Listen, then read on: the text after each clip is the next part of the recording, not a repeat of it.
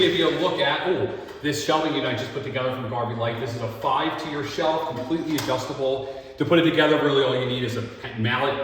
If you don't have a mallet, you just basically bang it down because it just slides in these little keyed slots here. And that's what stops it. And I didn't put that one all the way down. It's fully adjustable. You can put the shelves wherever you want it. You can actually take this apart here in the middle. So and you can have it next to each other. So you have 2 shelves next to each other if you wanted to, and use it kind of like a workbench. It's 17.5 inches deep by 4 feet wide. The height is about 71 inches. That's to the top here. It's got these mounts, cross mounts to add additional support. And this is the shelving unit here. It's kind of like an MDF board. Okay. Yeah, fully customizable. Just wanted to make a quick video. I like the black color. Kind of like grayish matte, maybe gunmetal black or gunmetal gray. Just wanted to make a quick video. Check it out.